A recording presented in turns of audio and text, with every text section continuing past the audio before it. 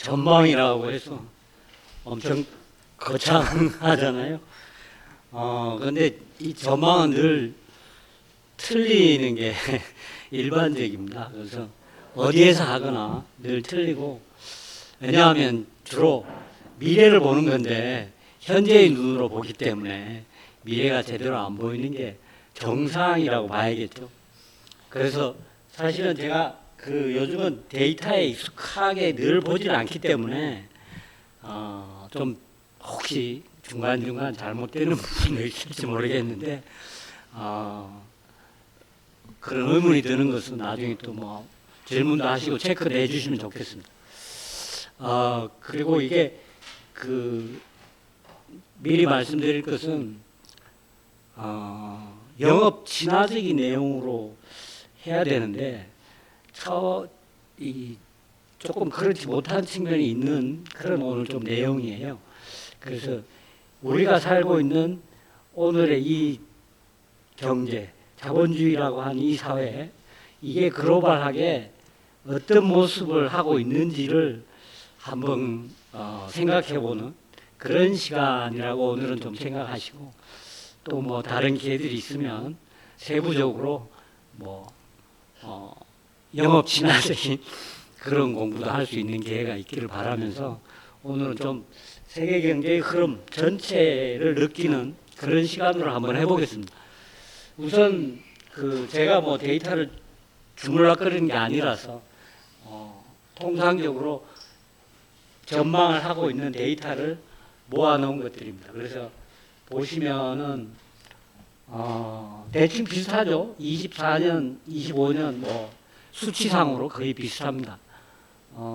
그런 가운데서 약간은 이 데이터상으로는 약간 특징적으로 보이는 것은 미국이 조금 주저앉는 것처럼 약간 그런 모습. 그 다음 반면에 유럽은 0.9%에서 1.5 이렇게 올해 조금 개선되는 모양 이런 걸로 지금 보여지고, 일본도 약간 개선되는 그런 양상이고요.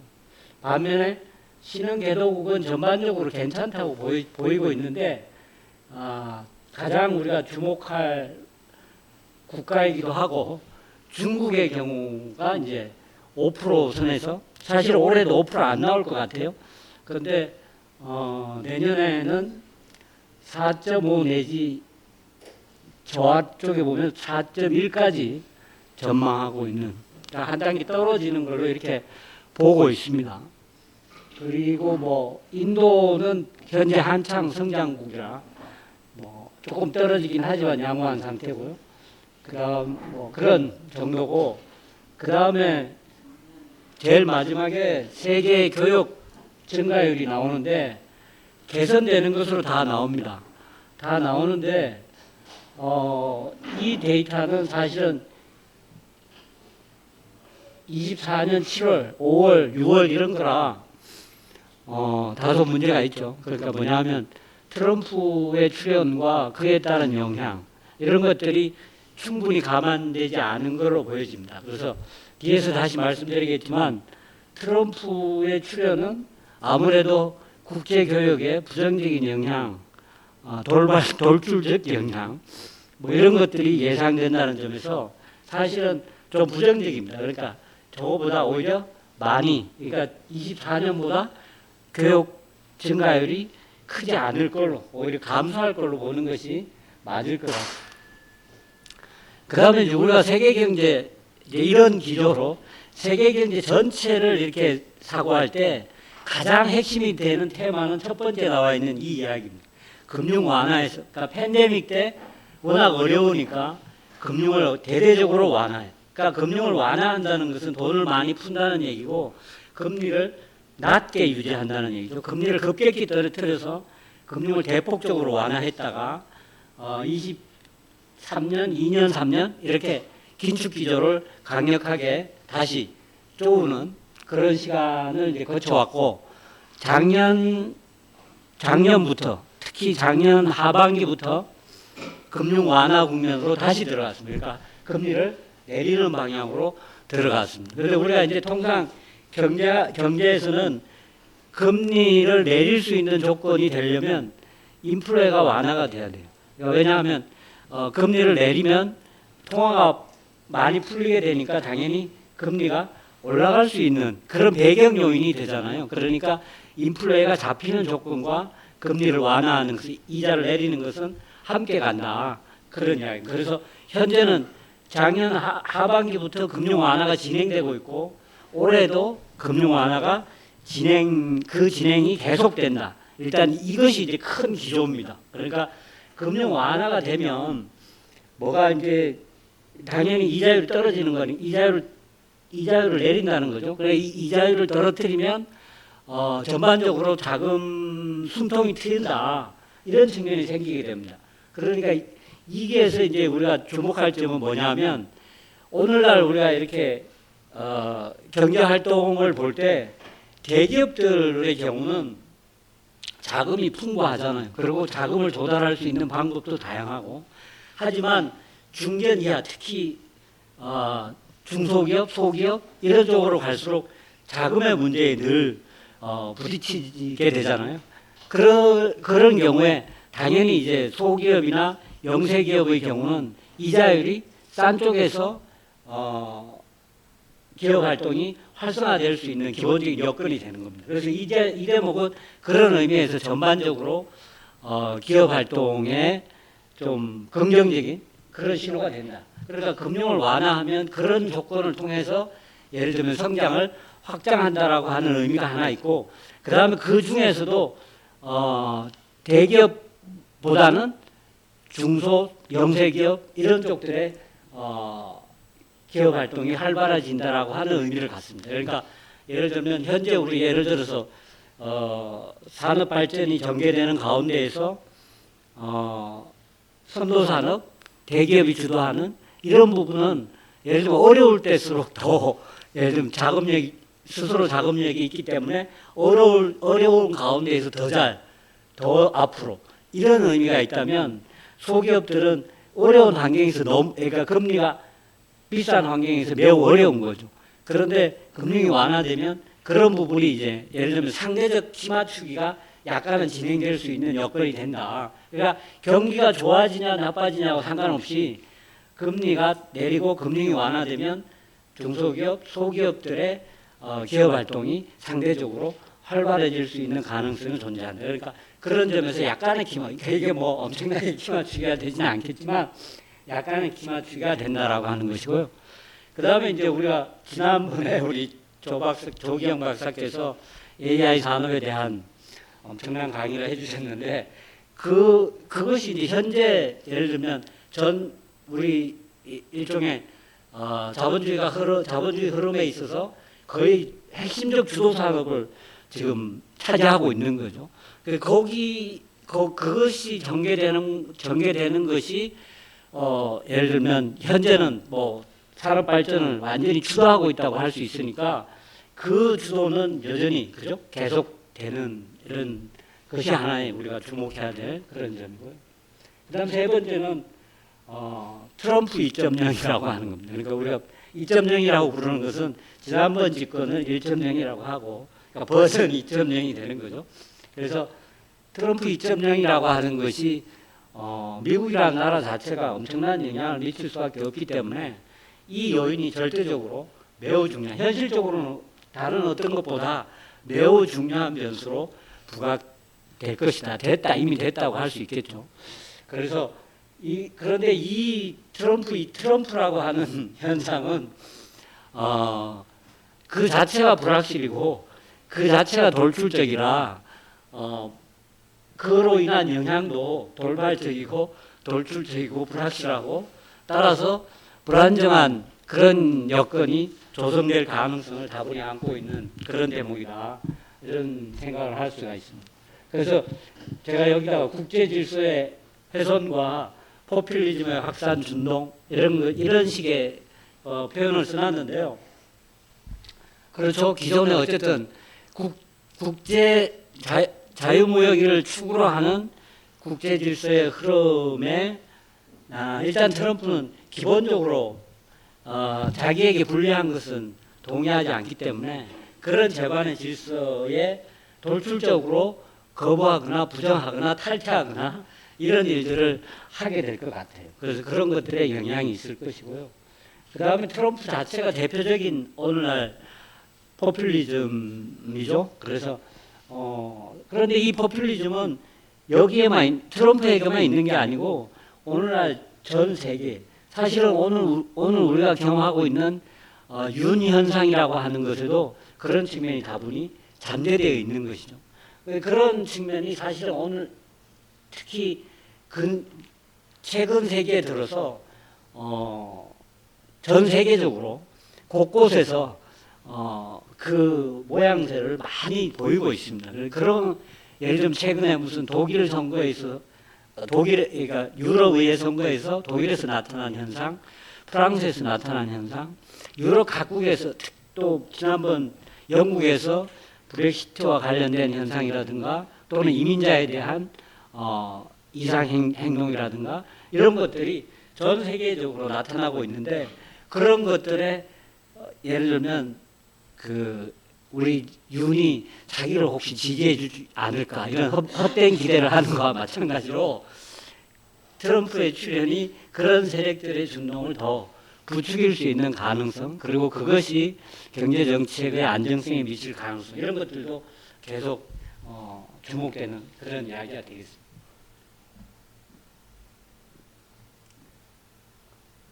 이거는 2024년 10월, 11월, 12월입니다. 그러니까 최근 통계를 업데이트 해드리는 건데요. 다 비슷합니다. 다 비슷한데 약간 다른 것은 미국입니다. 미국이 아까 앞에서 보면 1.8, 1.7, 1.9, 1.8, 1.8 뭐 이런 정도의 내년 성장률을 예측하고 있는데 최근에 나온 데이터는 2% 이상 이렇게 예측하고 있습니다. 그러니까 트럼프의 영향을 그러니까 트럼프가 자국의 이익을 위해서 취할 행동들이 미국의 성장률에 오히려 도움이 일시적으로 될 것이다 하는 식의 판단을 하고 있다라고 봐야 될 것 같아요.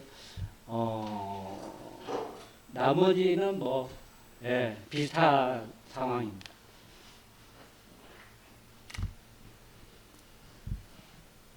미국 그냥 상징적으로 GDP 성장률의 흐름입니다. 그리고 뭐 색깔은 이제 민간 소비, 투자, 순수출, 정부 부분 뭐 이런 것들을 이제 구별해 놨는데요.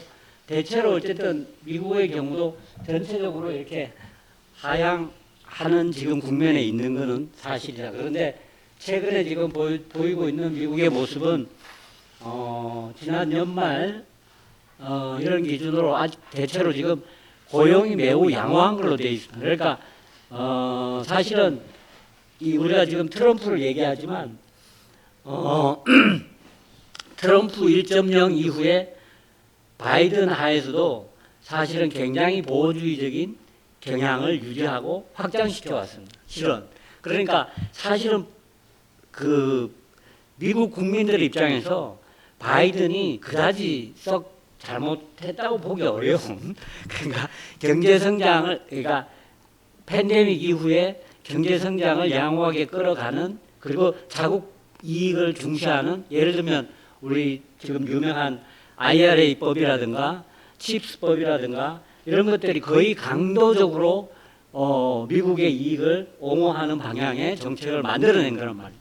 그러니까 사실은 그런 법이 성립할 수 있을까라고 생각할 만큼 자국 우선주의적인 그런 태도를 사실 취했고 그런 것들이 미국의 이익을 도모하는데 상당히 도움이 된 건 사실이거든요. 그래서 사실은 따지고 보면 과연 트럼프가 이후에 바이든이 했던 것만큼이라도 할 수 있을지 사실은 왜냐하면 현재 만들어 놓은 IRA법이나 칩스법이나 등등 이런 법들에 대한 예를 들면 후퇴나 수정 이런 것들을 지금 가하려고 하고 있는데 그런 것들이 과연 미국의 이익에 본인이 생각하는 방향으로 이익이 되게 전개될지 아닐지 하는 것은 좀 두고 봐야 알 것 같은데요. 어쨌든 뭐 결과가 그렇게 됐으니까 결과가 말해주는 것이긴 한데 사실은 그래서 양호한 형태의 흐름을 보여왔고 현재도 양호한 상황을 보이고 있고 그래서 그 결과로 지난 연말이나 올 초에 나타나고 있는 미국의 고용 상황이 굉장히 좋은 걸로 나오고 있습니다. 계속. 그래서 갑자기 예를 들면 금리를 내리다가 그만 내려야겠다. 또는 그래서 실세 금리는 오히려 올라가는 시장 금리는 올라가는 정책 금리는 내려가는 방향에 있는데 시장 금리는 반대로 올라가고 있는 그런 지금 상황. 워낙 기본 경기 환경이 좋다는 생각을 하는 것이죠. 그래서 대체로 미국은 2% 내외의 성장 기대인데 2% 내외의 수준이라고 하는 게 미국의 잠재 성장률이 보통 이제 요즘은 다 잠재 성장률을 계산을 하죠. 그래서 미래의 성장 기조가 어떤 식으로 될 것인가라고 하는 것을 말하는 2% 수준이 채 안 되는 잠재 성장률 수준을 갖고 있는 나라예요. 그래서 그런 수준이 이제 통상 뭐랄까 합리적으로 미국이 할 수 있는 성장률이라고 보는데 그 성장을 살짝 상회하는 아까 보다시피 여기서는 조금 그거보다 좀 못 미치는 성장률을 예측한 것인데 2% 내외는 할 것으로 이렇게 또는 그보다 약간 높은 그런 수준을 할 것으로 보고 있고요. 그다음에 물가는 현재 안정세를 계속 유지하고 있습니다. 2%이고 그것이 아까 제가 금리와 물가 말씀드렸듯이 2% 중반의 물가를 유지하는 한 금리 안정을 할 수 있는 그런 기반은 조성이 돼 있다 이렇게 생각하시면 됩니다. 그래서 고용 개선세를 기반으로 한 소비 수요가 중요한 기반이 될 것이다. 그런 의미고요. 그래서 이렇게 미국과 같이 우리가 이제 여기 보면 민간 소비, 투자, 순수출, 정부 이런 걸 써놨는데요. 저게 이제 예를 들면 경제의 중요한 구성 요소이고 저게 각각이 이렇게 성장률을 설명해 주는 항목이란 말이죠. 그러니까 그 가운데에서 선진국의 경우는 민간 소비의 움직임이 가장 중요합니다. 워낙 덩치가 크기 때문에 그러니까 수출이 상대적으로 성장률에 미치는 영향이 적고 국내 소비 투자가 중요한 성장의 원천이란 말이에요. 그러니까 이게 안정세로 유지된다 하는 것이고요. 그다음에 이제 우리나라와 같이 경제 규모가 적은 나라는 수출의 영향이 굉장히 크죠. 그러니까 수출을 많이 하는 나라 예를 들면 독일, 일본, 한국 이런 나라들은 이제 수출이 중요한 거죠.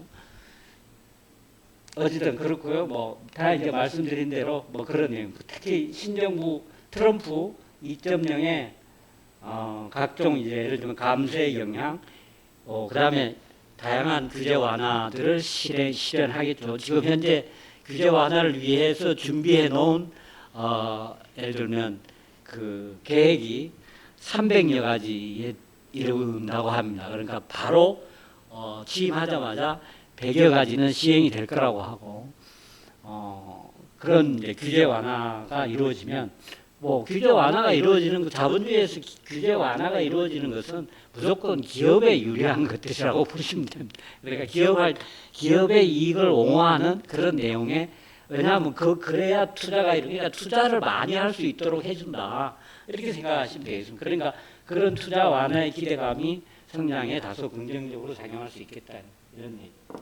그다음 유럽입니다. 유럽은 여기 보시다시피 대체로 팬데믹 이후에 대체로 부진합니다. 그래서 유럽은 사실은 제가 제일 밑에 전통적 유럽 대륙 모델이 신자유주의 모델에 오염당하고 있는 중이다 이렇게 썼는데요. 유럽은 글로벌하게 가장 예를 들면 복지제도가 잘된 지역이라고 할 수 있죠. 그러니까 그런 복지를 함께 지탱하는 경제라고 하는 기본적인 틀을 갖고 있다는, 그러니까 아메리칸 섹슨이라고 하는 미국이라는 나라가 가지고 있는 거와 유럽식 자본주의가 가지고 있는 것의 큰 차이라고 할 수 있겠죠. 그런데 그런 구도 자체가 이제 예를 들면 미국이 주도하는 신자유주의적 경쟁에서 경쟁력을 상실해 가고 있는 측면이 있는 거죠. 그러니까 예를 들면 가장 대표적으로 지금 유럽의 자동차가 마지막 보루가 유럽 경제의 마지막 보루라고 할 수 있는 자동차 산업이 주저앉고 있는 그런 모습도 이미 그 이전에 많은 것들이 주저앉았고, 그러나 여전히 예를 들면 대표적으로 벤츠나 BMW나 이런 것들은 여전히 강세를 유지하고 있음에도 불구하고 상대적으로 그 지위가 약화되고 있어요. 그러니까 그것은 예를 들면 유럽식 생산 시스템, 그러니까 유럽식 생산 시스템이 가지고 있는 일정한 한계를 예를 들면 자유주의와 신자유주의와 부딪혀서 이게 지금 주저앉고 있는 측면이 있다라고 하는 것이죠. 그래서 그런 전반적인 기조가 예를 들면 유럽을 힘들게 어렵게 하고 있는 뒤에서 다시 말씀드리겠지만 예를 들면 독일의 경우 그 재생에너지의 비율이 거의 지금 60%에 가까운 나라입니다. 근데 이 재생에너지라고 하는 것이 굉장히 새로운 모델, 뒤에서 다시 말씀드리겠지만 새로운 모델로 경제 발전을 이루어 나가는 것인데 러시아 우크라이나 전쟁에서 LNG가 막히면서 엄청나게 유가가 올라가 버리니까 전기요금이 폭등을 한 거죠. 그러니까 그렇게 만들어 가려고 했던 독일의 시도는 거기서 엄청난 좌절을 지금 경험하고 있습니다. 이렇게 가야 되는데 더 이상 진도를 못 나가고 그래서 심지어는 독일이 완전히 예를 들면 원자력을 다 폐쇄를 했는데 거기에 대한 새로운 고민이 살금살금 나올 정도로 모델을 자신들의 발전 모델을 유지하는데 어려움을 겪고 있는 것이 기조입니다. 그래서 그거는 뭐 가장 대표적인 가장 앞서 나가는 독일이 그런데 다른 나머지는 예를 들면 여기서 제가 피그스 지역이라고 해 남유럽 지역 예를 들면 뭡니까 그리스, 이탈리아, 스페인, 포르투갈 이런 나라들은 이미 먼저부터 다 망가졌죠.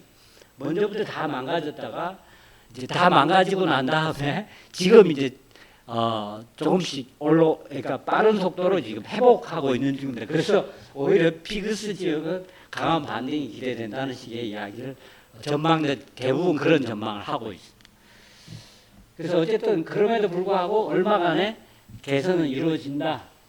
좀 그러니까 거기서 대표적인 것은 고용 개선과 임금 상승이라고 하는 지점이 보인다는 것이죠. 그래서 좀 나아진다 이렇게 얘기하고 있습니다.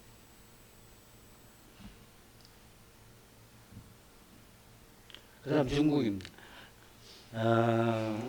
아까 말씀드린 대로 4.5 내지 뭐 4% 중반대의 성장을 이야기하고 있습니다. 중국이 최근에 이제 여기 보시면 요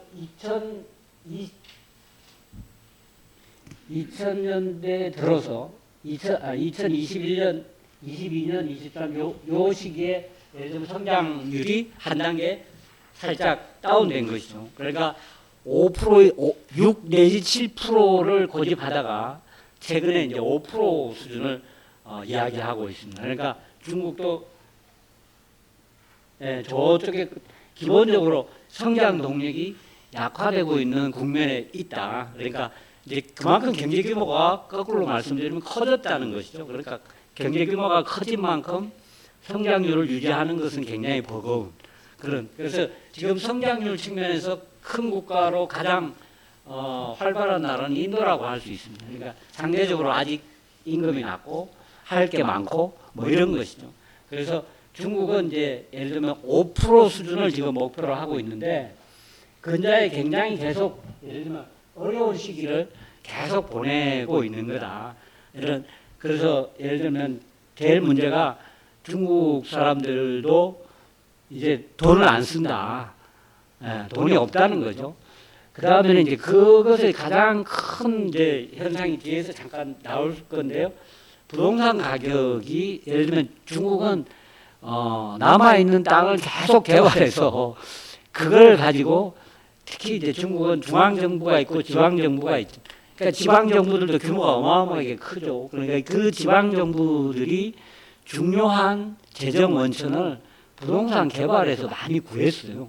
그러니까 부동산을 개발해서 중국은 부동산이 그러니까 예를 들면 소유권을 근본적으로 주는 건 아니지만 그 부동산을 개발하는 것을 통해서 재정 수입을 특히 지방 정부들이 많이 확보하고 그걸 갖고 투자하고 이렇게 했는데 부동산이 이제 예를 들면 결국 이런 겁니다. 성장률이 한 차례 이렇게 한 단계 떨어지게 되면 예를 들면 전반적으로 이 개발 투자가 한 단계 떨어지게 되는 것으로 가게 되는 거죠.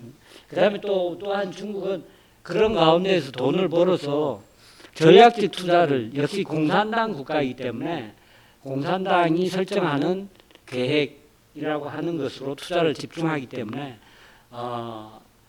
미중 경쟁에서 유지하기 위해 그 경쟁 구도를 유지하기 위해서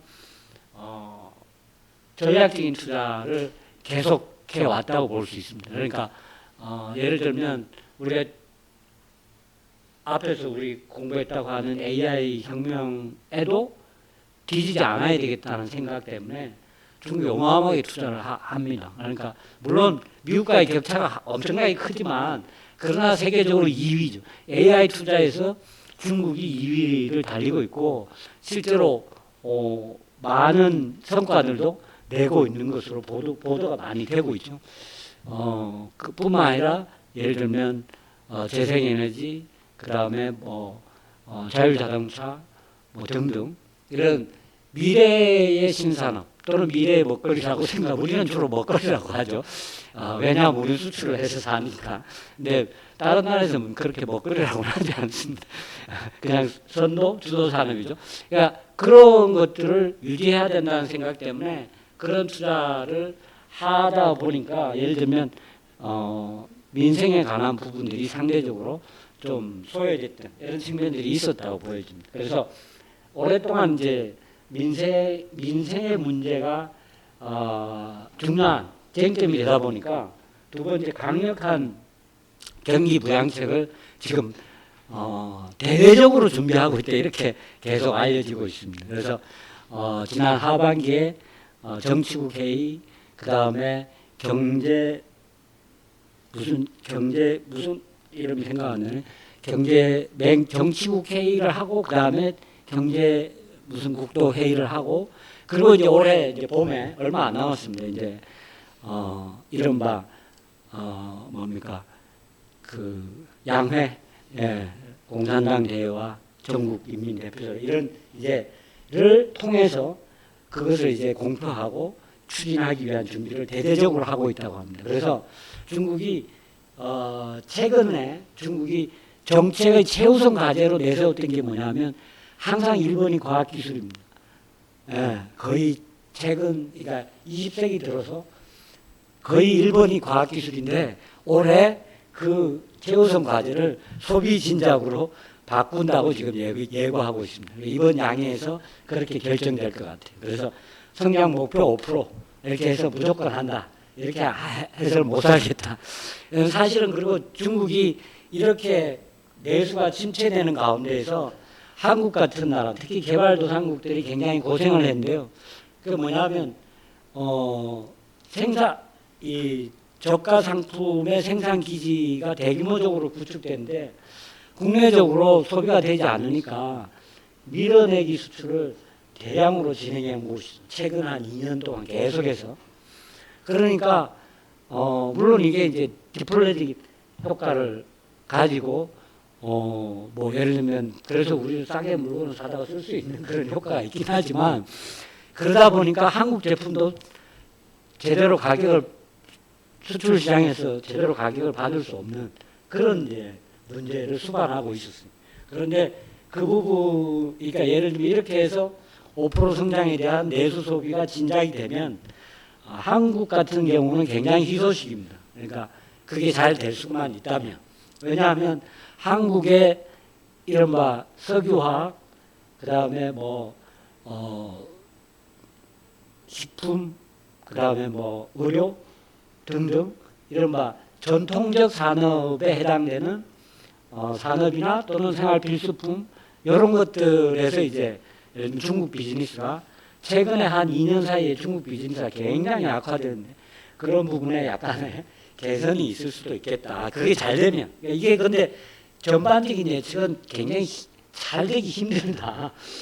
이런 이야기. 그러니까 이제 아까도 제가 서두에 말씀드렸듯이 예측을 하는 사람들은 주로 현재를 기반으로 하기 때문에 현재의 중국 상황을 볼 때 소비 진작의 정책을 쓴다 하더라도 쉽게 그 불황의 터널을 벗어나기 어려운 구조로 되어 있다라고 하는 생각을 합니다. 그러니까 특히 부동산 시장이 굉장히 얼어붙어 있어서 그 미분양 부동산들을 처리하기까지 굉장한 프로세스가 필요하다라고 하는 점 때문에 쉽게 원하는 만큼 되지는 않을 거라고 그렇게 얘기들은 하고 있습니다. 그러나 미래의 일이기 때문에 그다음 두 번째는 공산당 정부가 시행하는 정책이라고 하는 점 이런 것들을 주목하면 어느 정도 변화를 도모할 가능성이 있겠다는 점에 초점을 맞춰서 바라볼 필요가 있을 것 같습니다.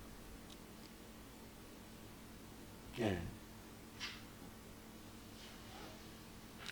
그다음 한국인데요. 한국은 지난번에 사실은 혹시 들으신 분들은 같이 얘기를 나눈 바 있어서 그냥 간단히 말씀드리면 한국은 한국도 잠재 성장률이 2% 살짝 넘는 수준입니다. 그러니까 한국도 이제 선진국 경제 구조적인 그런 특성을 가지고 있다는 거죠. 성장률이 2%까지 잠재 성장률 자체가 그렇다는 거예요. 그러니까 2% 내외의 수준 이런 것들을 이제 생각을 하고 있고 그리고 이제 최근에 트럼프가 당선된 이후에 트럼프의 영향을 고려해서 대체로 전망치를 조금 내려놨습니다. 그러니까 2% 안 되는 1.8% 뭐 이런 수준의 KDI나 한국은행이 지금 전망을 하고 있습니다. 오늘은 한국은 그냥 넘어가겠습니다. 그 다음에 중요한 가격 변수들의 얘기입니다. 먼저 석유가 제일 중요하니까 현 단계에서는 유가의 움직임입니다. 이렇게 크게 보면 2000년 이 라인이 하나 있고 그 다음에 코로나 팬데믹 시기에 급격하게 상승했다가 그 후에 하향세를 지금 그리고 있습니다. 그런데 이 하향세가 두 가지 의견이 갈리고 있습니다. 하향세가 올라갈 것으로 반전될 것으로 보는 쪽이 있고 하향세가 좀 더 지속될 것이다 이렇게 보는 쪽이 있습니다. 그래서 우선 첫 번째는 트럼프가 긴장 완화를 계속 얘기하고 있습니다. 그러니까 러시아 우크라이나 전쟁 종식, 그 다음에 중동의 갈등 해소 뭐 이렇게 되면 아무래도 안정 쪽에 무게가 실릴 가능성이 있겠고요. 그 다음에는 트럼프 스스로가 예를 들면 화석 연료에 대한 지원을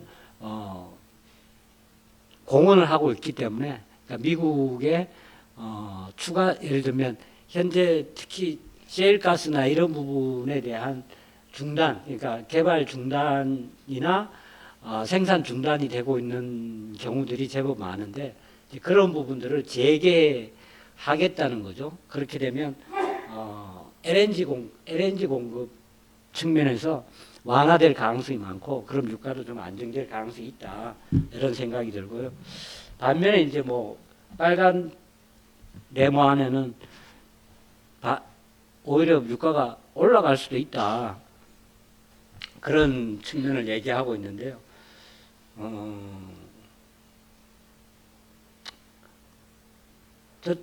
뭐 여러 가지 항목들을 제가 써놨는데 사실은 저기에 비하면 공급이 공급이 늘어날 가능성 쪽이 더 무게가 실리는 것은 사실이다. 그러니까 일단은 하향 안정세로 보이는데 이 경우에도 결국은 지정학적 긴장이나 트럼프의 변수가 굉장히 돌출적이고 불확실하다는 점에서 변동성을 보일 가능성이 많다 이렇게 생각하고 그래서 KDI나 우리 한국은행이나 이런 쪽은 글로벌하게도 그렇고 대충 그러니까 이 전망이라는 게 그래요.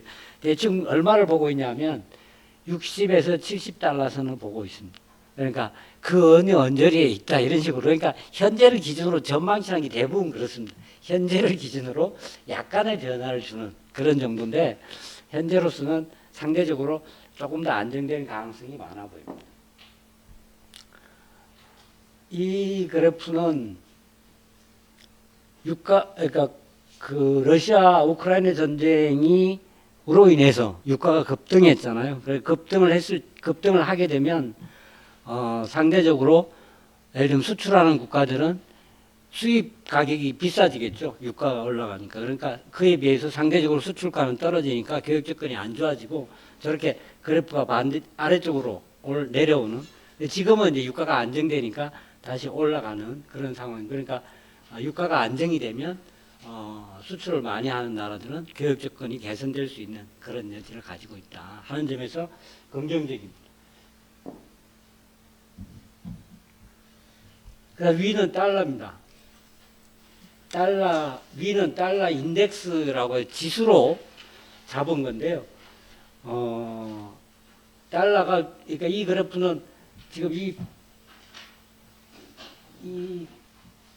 회색 그래프가 현재 진행되고 있는 상황이고요. 아래쪽 그래프는 트럼프 1기 때의 그래프입니다. 그러니까 트럼프 1기 때 대선이 지나고 취임하기까지 강세를 보이다가 트럼프 취임에 따른 강세 영향이 점차 해소되는 그런 모양새를 보였다라고 라는 그래프죠. 그래서 지금도 이제 달러 강세가 트럼프의 강한 미국과 연동이 되면서 달러 강세상이 계속 유지되고 있습니다. 그리고 그래서 이 그래프를 굳이 이렇게 겹쳐 놓은 것은 실제로 취임이 되고 나면 그 효과가 빠져나갈 것이다 라고 하는 얘기입니다. 하지만 저기 오른쪽에 달러 강세의 기저적 배경이라고 해서 첫 번째는 미국 경기가 양호하다는 점이고, 그 다음 미국이 상대적으로 금리를 지금 내렸음에도 불구하고 상대적으로 미국 금리가 높아요. 미국의 금리 수준이. 그러니까 예를 들면 한국과 비교해도 우리는 지금 2% 중반이라면 미국이 3.5% 수준이니까 오히려 미국 금리가 더 높아요. 그러니까 예를 들면 채권을 투자하는 사람, 예를 들면 금융시장에서 채권을 투자하는 자금이 거대하죠. 그러니까 채권을 투자하는 자들의 입장에서는 달러 채권을 갖는 것이 이자율이 더 높으니까, 그러니까 미국과 여타국의 금리 구조상 미국이 유리한, 그러니까 미국에 투자하는 것이 더 유리하니까 당연히 달러를 더 많이 사게 되는 거니까 달러 강세가 된다는 거. 그리고 그 기저가 되는 것은 미국 경기가 좋기 때문에라고 하는 거고. 그 다음에 최근에 이제 강세가 더, 예를 들면 트럼프가 당선된 이후에 더 높아지는 것은 트럼프 2.0의 자국 우선 정책이라고 하는 것이고요. 그 다음에 이 기조에서 우리가 기조적으로 중요한 것은 바이든 때도 아까 말씀드렸던 대로 해외, 예를 들면 배터리나 전기차나 반도체나 자국에 들어와서 공장을 지어야 혜택을 준다는 얘기잖아요. 그러니까 자국에 들어와서 공장을 지어라라고 하는 얘기는 돈이 미국으로 들어가는 거잖아요. 돈이 미국으로 들어가는 거니까 당연히 달러가 강할 수밖에 없는 그런 구조가 유지가 되고 있고, 그래서 그래서 이제 트럼프의 미국 우선주의가 달러 강세를 지탱하는 단기적 변수가 되는 것은 그런 이유 때문에 트럼프 더 들어와야 돼 이러고 강제할 것이기 때문에. 그 다음 이건 원화입니다. 똑같은 그래프인데 이건 원화 기준으로 표시한 건데요. 우리는 달러 강세 기조에 끌려가고 있는데 최근에 특히 우리는 이제 윤이라고 하는 현상 때문에 불확실성이 커지면서 더 원화 약세가 심화되고 있죠. 그래서 1,500원을 지금 육박하고 있고, 현재 상황이 어쨌든 금융시장에서는 불확실성이라고 하는 변수가 가장 크기 때문에 저게 일단 뭐 그냥 무슨 체포가 되면 금방 제법 회복될 거라고 보여지는데요. 그것조차 지금 못하고 있으니까 불확실이라고 하는 변수가 꿈쩍을 안 하고 있습니다. 1,450원, 1,470원에서 지금 꿈쩍을 안 하고 그 고점이 거긴데 지금 1,470원 수준이 고점인데요. 그것도 방어를 해서 한국은행이 적극적으로 방어를 해서 1,470원을 맞고 1,450원과 70원 사이에서 지금 왔다 갔다 하고 있는데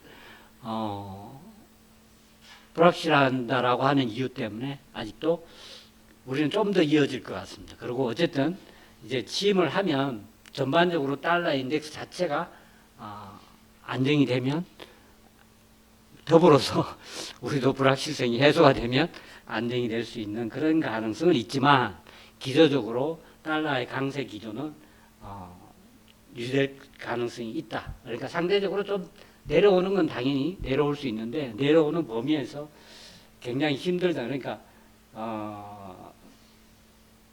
이게 예를 들면 여기 나와 있는 것처럼 파란색 그래프는 좌측인데 높을 때가 그 당시에는 1,200원 수준이었어요.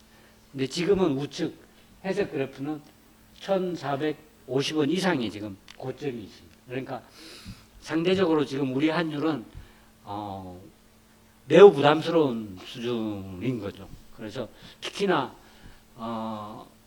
한국이 지금은 과거에는 우리가 수출을 해서 그냥 가져오면 약세면은 이득이다 이런 측면이 있었는데 해외로 나가는 것들이 많기 때문에 반대로 지금은 해외 투자도 많이 하고 해외에 나가서 돈 쓸 일도 많고 그러다 보니까 굉장히 부담을 주는 그런 측면이 있는 겁니다. 그래서 이게 실제로 경제 활동에도 많은 제약을 가져다 줍니다.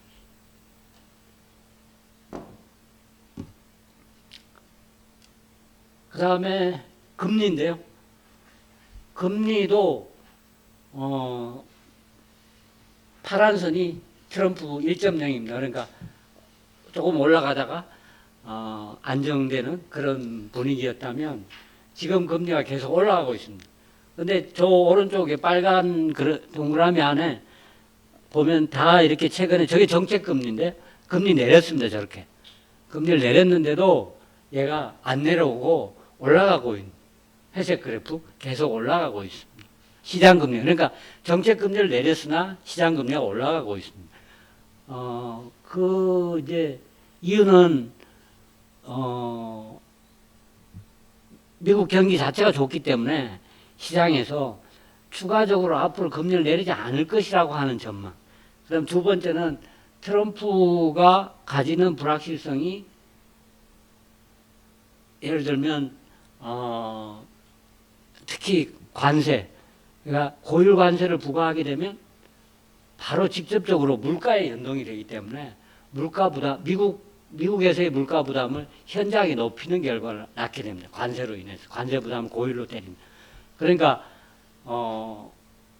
금리를 더 이상 내리지 못하고 심지어는 그러니까 저렇게 시장 금리가 올라간다고 하는 것은 시장에서는 오히려 앞으로 금리를 올릴 수도 있다라는 쪽에 베팅을 지금 하고 있는 겁니다.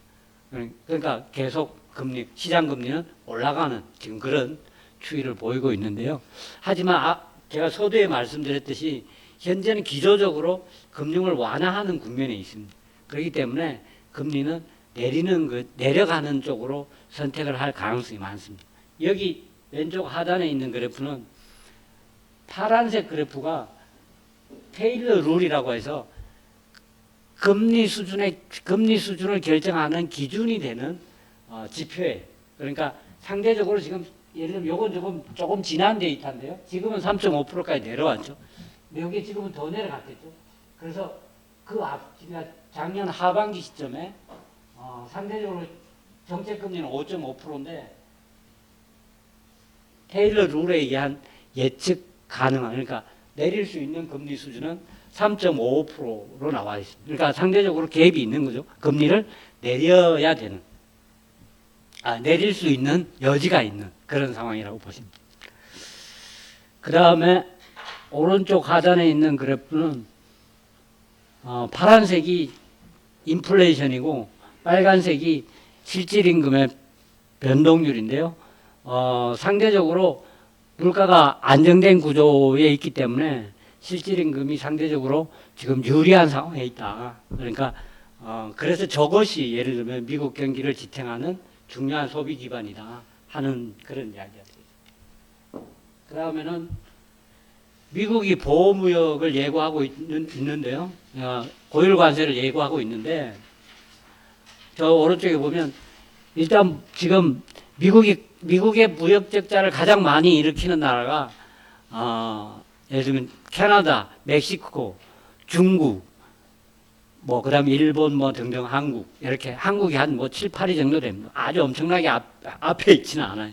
근데 어쨌든 그 중에 지금 대표적으로 가장 이민 문제도 함께 결합된 멕시코, 캐나다 그리고 중국에 대해서는 바로 지금 취임하자마자 관세를 직접적으로 부과할 것이라고 얘기하고 있고 무슨 25%에서 중국의 경우는 무슨 60%뭐 이런 얘기까지 하고 있습니다. 근데 어쨌든 대체로 일단은 10% 보편 관세 거기에 추가적으로 국가에 따른 개별 관세가 추가되는 그런 방식으로 진행될 것 같아요.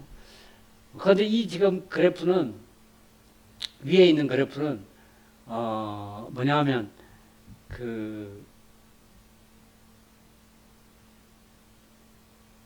무역 규제에 대한 조치들의 숫자를 지금 얘기하는 거예요. 그러니까 트럼프 시대, 트럼프 일기 때 무역 장벽을 의미할 수 있는 다양한 조치들을 엄청나게 했다는 것이죠.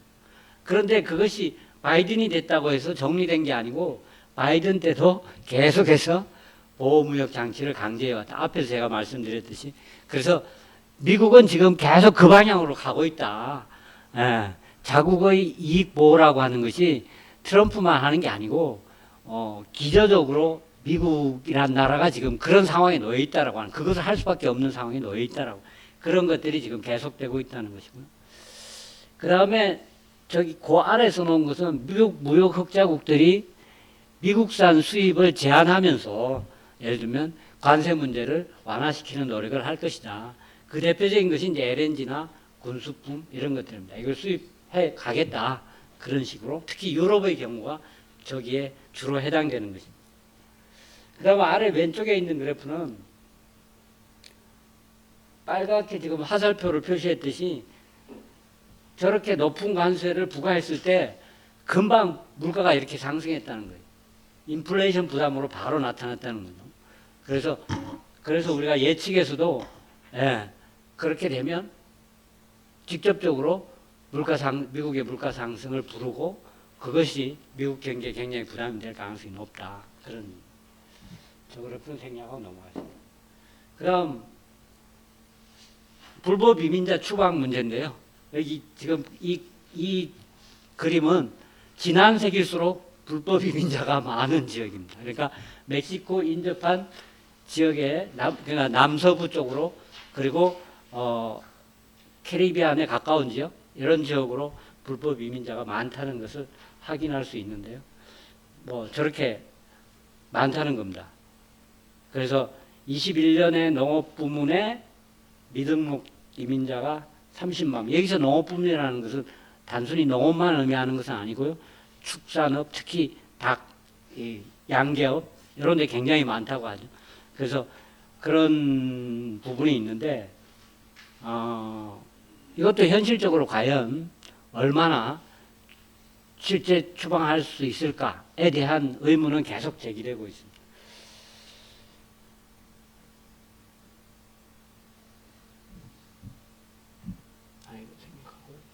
그러면 그래서 이제 보복 관세를 하거나 불법 이민자를 추방하면 과연 어떻게 될까 하는 것을 또 이제 공부하시는 분들께서 또 이렇게 정리를 해놨습니다. 그러니까 위에 보복 관세를 하면 GDP가 이만큼 하락한다는 거죠. 그 다음 소비자 물가는 저렇게 저기 보면 4%포인트 가까이까지 물가가 상승할 수 있다는 얘기를 하고 있는 겁니다. 그 다음 GDP는 마이너스, 그렇죠? 예.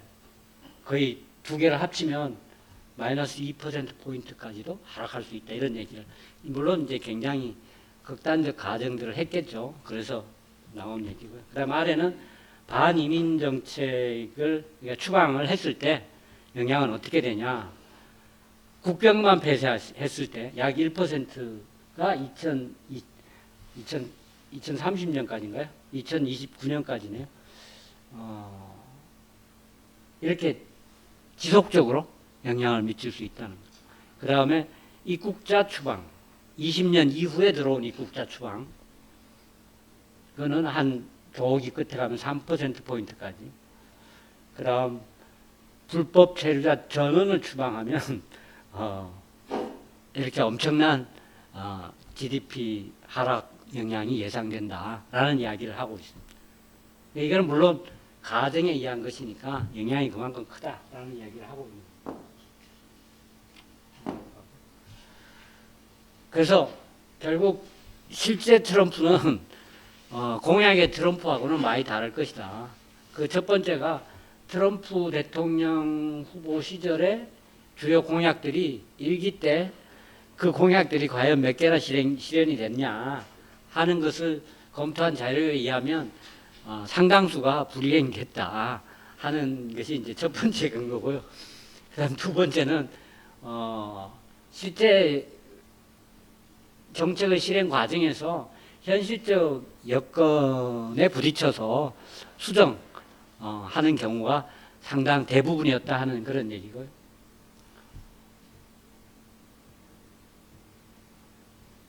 그 다음에 실제로 그런 효과들이 실제 경제에 직접적으로 좋은 영향을 미쳤느냐 하는 대목에서도 그렇다고 결론 내릴 수 없다라는 얘기를, 저런 것들이 이제 연구 결과죠. 그래서 그런 맥락에서 아래에 있는 또는 그냥 생략할게요.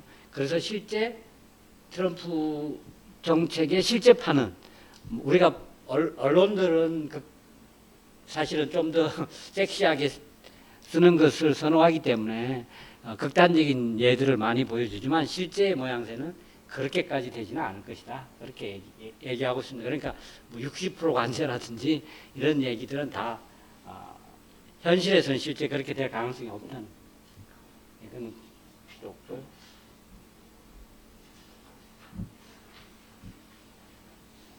아까 중국 얘기할 때 중국이 이렇게 소매, 판매, 수출, 투자 등이 다 이렇게 모여서 낮은 수준에서 헤매고 있는 그런 구조라는 거고요. 그 다음에 우측 상단에 신규 주택 가격인데요. 저렇게 계속해서 꼬꾸라져 왔고, 저것이 이제 아까 말씀드린 개선되려면 굉장한 프로세스가 필요하다라고 그런 얘기에서 힘들 것이다 하는 얘기고, 그 다음에 중국이 조금 지금 어려운 것은 금리를 많이 내려놔서 추가적으로 내리는데 굉장히 좀 어려움이 따른다, 그런 측면이 있다는 얘기만 말씀드리고 넘어가겠습니다. 자, 그러면 제가 사실은 여기까지가 이제 대체로 세계 경제가 지금 흘러가고 있는 모양새를 그려드린 거고요. 그 다음은 이제 현재 세계 경제가 놓여 있는 좀 더 근본적인 문제에 대한 이야기를 해볼까 합니다.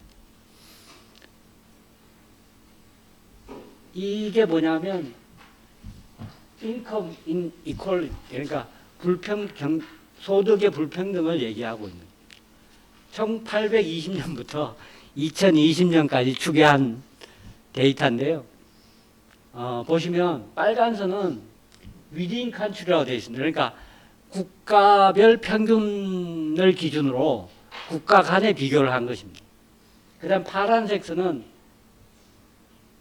죄송합니다. within country는 국내 소득 불평등, between country 국가 간, 그러니까 각국의 소득 평균을 가지고 이렇게 비교를 한 것입니다.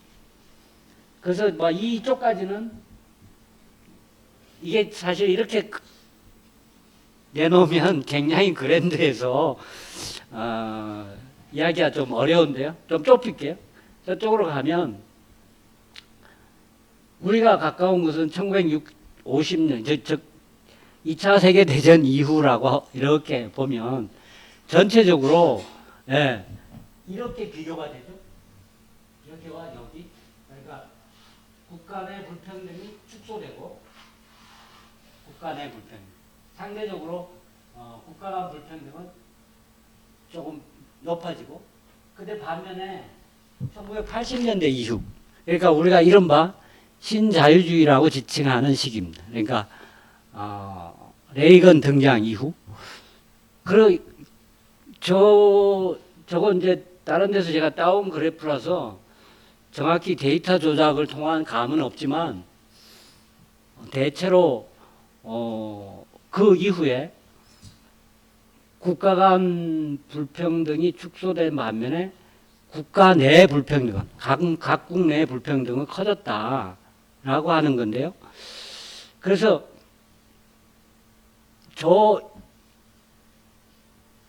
저거를 예를 들면 우리가 어떻게 이제 이해할 것이냐 하는 거죠. 그러면 국가 간 불평등이 줄어들었다라고 하는 측면에선 제일 큰 게 이제 중국의 등장이고, 중국이 등장함으로 인해서 예를 들면 상대적으로 저소득 국가들이 지위 상승, 그게 첫 번째고, 그다음 두 번째는 그뿐 아니라 어쨌든 우리가 중국보다는 이제 한국이 먼저 있었죠. 그러니까 한국, 그리고 중국, 그 다음에 동남아시아의 저개발 국가들, 인도, 이런 지역들이 저 데이터를 만들어내는데 뭐 앞장선 것으로 볼 수 있겠죠. 그러니까 제가 저 위에다가 불균등 발전이라고 써놨는데요. 자본주의는 끊임없이 그런 불균등 발전을 하고 있는 건데, 지금 오늘날 예를 들면 1980년대 이후의 흐름에서 저런 국가들의, 그러니까 저개발 국가들의 진전이 상당 부분 지금 계속되고 있다라고 볼 수 있겠죠. 그러면 그것은 거꾸로 역으로 생각하면 선진국들이 상대적으로 가져가는 소득의 몫이 적다는 거잖아요. 상대적으로 비교하면. 그러니까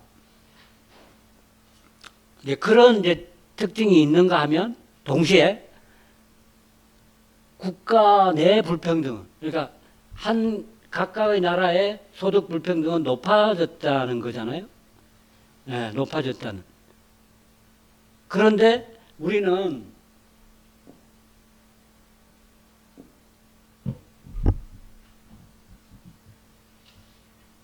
이거 뒤에 가서 예를 들면 제일 위에 있는, 예를 들면 그럼에도 불구하고 미국의 저런 여기 이제 S&P 500대 기업 가운데에서 시가총액 상위 기업들의 순서대로 이렇게 변해왔다는 걸 지금 이렇게 보여준 건 뒤에서 다시 말씀드릴 텐데, 저런 기업들은 여전히 세계를 제패하고 어마어마한 축적을 하고 있죠.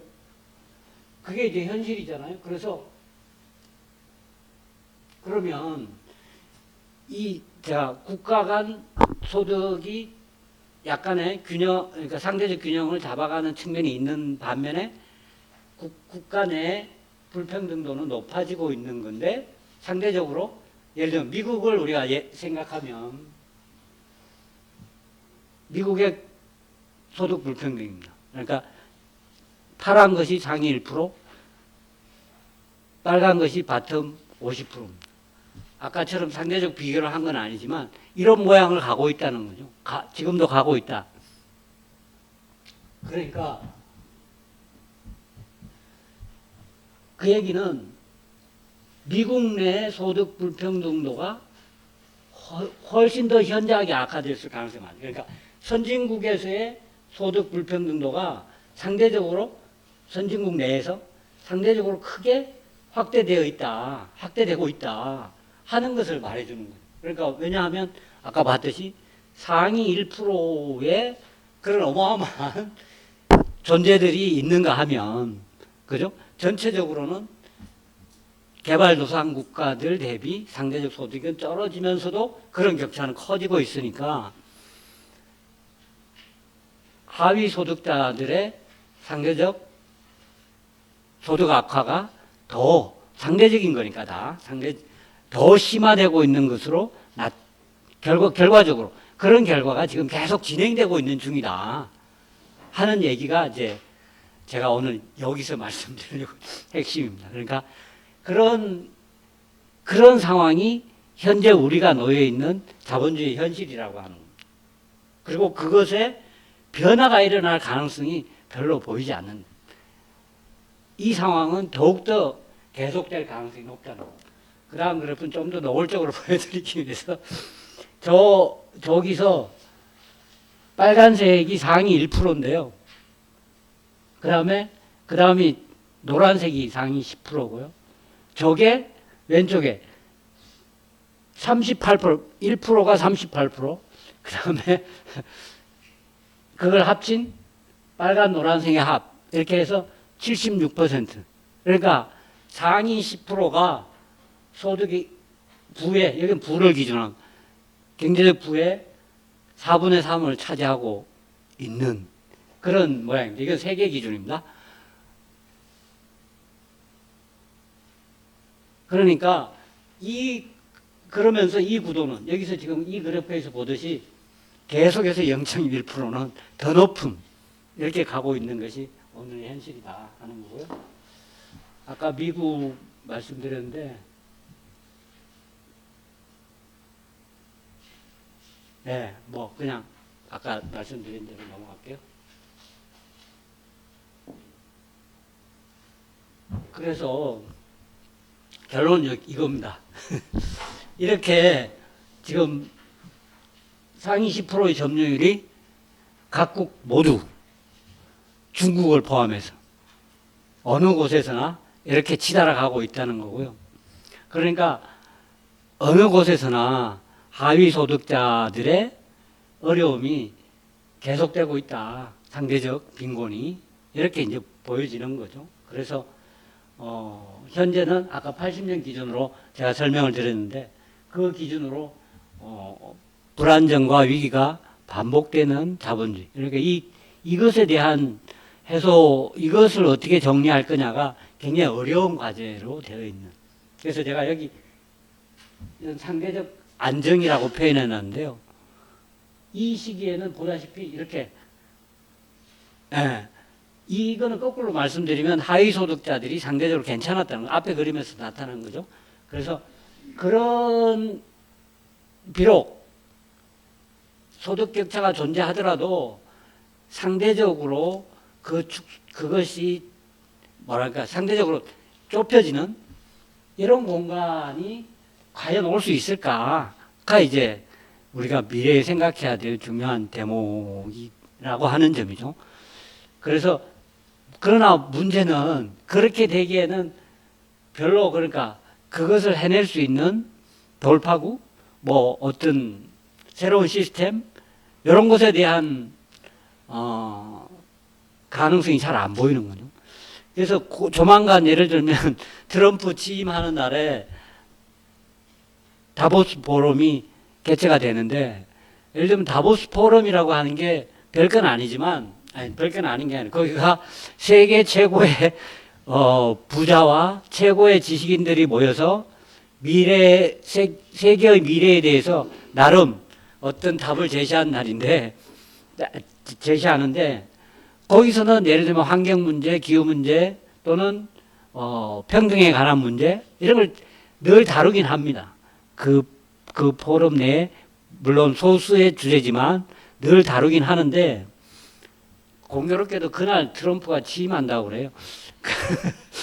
근데 트럼프는 예를 들면 사실은 거기에 예를 들면 반하는 그런 측면이 강하잖아요. 그래서 제가 이제 같은 날 뭐 그런 일이 있다고 말씀드렸는데 어쨌든 지금은 이 불안정과 위기를 돌파할 수 있는 뭔가의 어떤 시스템 혹은 돌파구 조직 뭐 이런 것들이 잘 안 보인다는 거예요. 그래서 끊임없이 위기가 예를 들면 여기가 석유 위기잖아요. 1975년, 1979년 우리가 오일 쇼크라고 하는 석유 위기가 있었고 이 시기 이후에 지금까지 계속 불안정과 위기를 반복적으로 순환하는 그런, 예를 들면 경기의 순환의 중요한 특징이 그런 불안정의 위기를 계속해서 노정한다는 것입니다. 이 기간 동안에. 뭐 최근에 우리가 가깝기로는 2008년에 금융위기 뭐 이런 것들이 그 대표적인 예가 될 것이고요. 그다음에 뭐 또 중간에는 바이러스에 의한 팬데믹 위기도 경험하고 그러면서 지금 살고 있는데요. 어쨌든 현재의 자본주의는 상당히 위기의 자본주의라고 하는 것이고 그것을 표현할 수 있는 여러 가지 현상들이 이런 거라는 겁니다. 불평등, 극단주의, 포퓰리즘, 의사결정 자체가 이상해지는 것. 예를 들면 페이크 뉴스 이런 것들이 다 연결이 되는 것들이죠. 그 다음에 의회민주주의 자체가 훼손되고 있다든가 그 다음 금융 불안정 문제는 뭐 이제 거의 고질적인 병이라고 할 수 있습니다. 어느 한 부분에서만 터져도 마구 터져버려요. 왜냐하면 이게 아까 제가 앞에서 정부 채무, 국가 채무라고 하는 걸 잠깐 썼다가 그냥 지나갔는데요. 국가 채무가 기본적으로 굉장히 높은 수준에 있어서 국가가 이 채무를 조절하는데 자기 역할을 하기가 굉장히 한계가 있는. 그래서 기본적으로 그런 틀을 위에 존재하고 있는 금융화가 고도로 진전되어서 그런 금융 불안정이 위기로 돌출할 가능성은 매우 심한 수준으로 계속된다 이렇게 볼 수 있습니다. 그 다음에 생태 문제나 기후 변화 이런 것들이 함께 지금 다 얽혀서 현재의 우리를 어떻게 보면 정의하고 있다고 할 수도 있습니다. 그러니까 현재 우리가 살고 있는 이 현주소가 저런 걸로 정의되고 있다는 겁니다. 제가 여기다 포퓰리즘을 써놓은 것은 이게 포퓰리즘이 그런데 포퓰리즘이 자라는 토양이 되고 있다는 것이죠. 그래서 예를 들면 여기서 이 토양의 문제는 무슨 얘기냐면요. 이 시기에 상대적 안정기를 구가할 때 형성되었던 사회 시스템의 모델이라고 하는 것이 존재했다고 할 수 있는데 특히 유럽을 중심으로 그런 모델이 주는 시사점을 예를 들면 적어도 가치관이 바로잡힌 지식인이라면 끊임없이 그럴 가능성에 대한 문제 제기를 해오는 거죠. 이 와중에서 또 늘. 그런데 그게 늘 무력해지는, 늘 제대로 안. 예를 들면 민주당 정부가 아까 봤듯이 바이든이 출연했던 그 시기에도 빈곤의 악화는 계속되고, 예. 아까 얘기했던 대로 보호주의와 대외에 대한 자국 우선주의도 계속되고. 그러니까 무슨 얘기냐면요. 이 포퓰리즘의 출현은 그런 지식인을 더 이상 믿지 않겠다라고 하는 측면이 강력합니다. 사실 이게. 그러니까 이른바 지식분자들이 무슨 예를 들면 사회의 어떤 시스템에 가치 있는 모델이라는 얘기를 하는 것에 대해서 더 이상 믿지 않겠다는 것이 여기에 깊숙이 자리하고 있습니다. 이게 굉장히 문제라는 거예요. 그러니까 그런데 그런 게 먹혀들 수 있는 것은 이 상황을 그자들이 예를 들면 앞에 나서서 지식 분자들이 그렇게 돼야 된다라고 마구 이야기하지만 현실에서 조금도 아까 우리가 저런 그림이 보여주고 있듯이 상대적 빈곤은 해소가 되지 않고 계속 쌓이고 있으니까 니들도 이제 다 니들도 아니야. 이런 것이 저는 포퓰리즘이 싹트는 굉장히 중요한 기반이 되고 있다라고 하는 것이고요.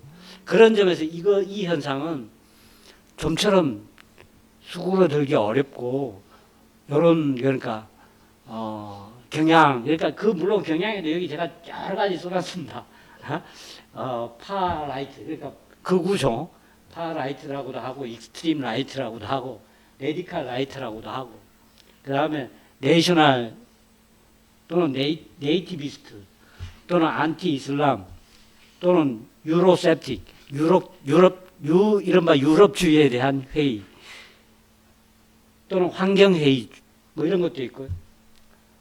뭐 등등 다양한 모양. 그러니까 그 구체적인 발현의 모습은 매우 다양하고 여러 가지. 그러니까 그 이제 당연히 그렇겠죠. 왜냐하면 글로벌하게 존재하는 것이 아니라 각각의 지역에서 각각의 정세적 특성에 상응한 방식으로 바로 할 테니까 다양한 모습을 취하고 있는데 크게 보면 그런 것이 아닌가 그런 생각을 하고 있습니다. 그래서 이게 굉장히 어려운 문제, 이걸 어떻게 우리가 해결할 것이냐 하는 것이 힘들고, 이건 그냥 유럽에서 각 그 포퓰리스트들의 여러 주로 정당입니다. 정당들의 모양새고요. 그 다음에 이제 좀 이제 이야기를 현재의 우리가 진행되는 AI 혁명을 중심으로 이것이 사회 경제적 의미를 우리가 어떻게 이해할까 하는 얘기인데요. 어쨌든 이게 지금 추세적으로 선도하고 있는 것은 분명하죠. 그리고 이렇게 갈 수밖에 없고, 그래서 제가 저기 써놨듯이 AI 혁명 하살표를 하는 게 맞겠죠. 그 지향점은 드림 소사이어티일 겁니다. 그죠? 그래서 저기에는 사실은 저기에 가장 감춰져 있는 것은 에이지 혁명입니다. 그러니까 바이오 생명공학이죠. 그것이 그 뒤에 함께 존재하고 있죠. 그러니까 더 오래 살겠다라고 하는.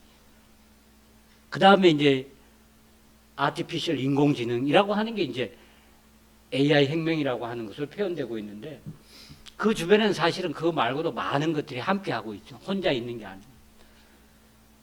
그래서 모든 이제 예를 들면 우리가 70년대, 80년대에 마이크로 엘렉트로닉스 기술이라고 하는 것을 축으로, 그러니까 반도체와 전자적 기기의 소형화로 모든 기기의 전자화라고 하는 것이 이루어졌다면, 지금은 이제 지능화의 시대로 가고 있는 것이죠.